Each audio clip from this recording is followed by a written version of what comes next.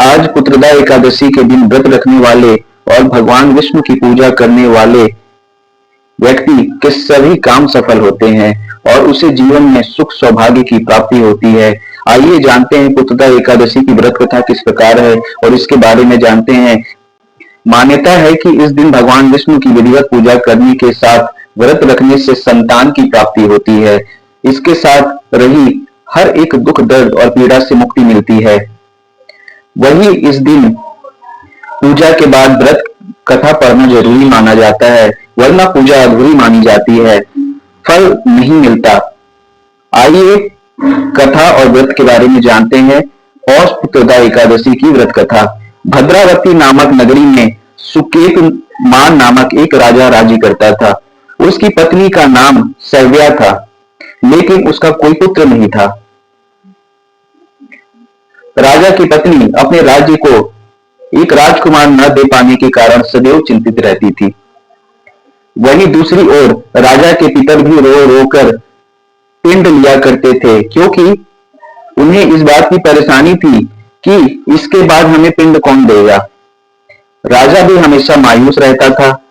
इसके पास भाई, अपार धन, हाथी, घोड़े, राज्य और मंत्री हर एक चीज होने के बाद भी उसे संतोष नहीं था। राजा सदैव यही विचार करता था कि मेरे मरने के बाद मुझे पिंडदान कौन करेगा। बिना पुत्र के पितरों और देवताओं का ऋण मैं कैसे चुका पाऊंगा और कैसे चुका सकूंगा। जिस घर में पुत्र ना हो उस घर में सदैव अंधेरा ही रहता है। इसलिए पुत्र उत्पत्ति के लिए प्रयत्न करना चाहिए।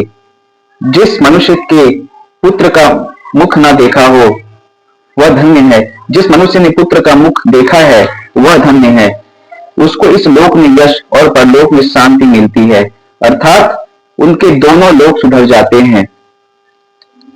पूर्व जन्म के कर्म से ही इस जन्म में पुत्र, धन आदि की प्राप्ति होती है।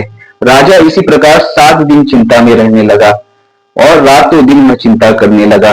राजा चिंतित होकर पुत्र प्राप्ति के लिए हर एक प्रयास करने लगा।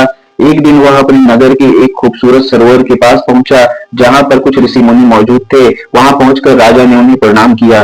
चिंतित और मायूस राजा को देखकर ऋषि मुनियों ने कहा, हे राजन, हम तुमसे अत्यंत प्रसन्न हुए। तुम्हारी क्या इच्छा है सो कहो। इस बात पर राजा ने मुनियों से पूछा, महाराज आप कौन हैं और किस लिए यहाँ आए हैं, कृपया करके हमें बताइए। इस प्रश्न पर मुनि कहने लगे, हे राजन, आज संतान देने वाली पुत्रदा एकादशी है। हम लोग विश्व देव हैं और इस सरोवर में स्नान करने के लिए आए हैं। यह सुनकर राजा कहने लगे, महाराज मेरी भी कोई संतान नहीं है।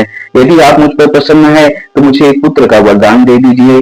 मुनि बोले, हे राजन, आज पुत्रदा एकादशी है, आप अवश्य ही इसका व्रत करें। भगवान की कृपा से आपके घर में पुत्र होगा। मुनि के वचनों को सुनकर राजा ने उसी दिन एकादशी का व्रत किया और द्वादशी को उसका पारण किया।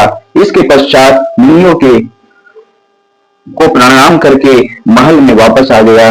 कुछ दिन बीतने के बाद रानी ने गर्भ धारण किया और 9 महीने के पश्चात उसको एक सुंदर पुत्र प्राप्त हुआ। वह राजा अत्यंत शूरवीर, यशस्वी और प्रजापालक हुआ। यहीं पर पुत्रदा एकादशी की कथा समाप्त होती है। प्रेम से बोलिए वृंदावन बिहारी लाल की जय, शालिग्राम देवता की जय, लक्ष्मी नारायण भगवान की जय।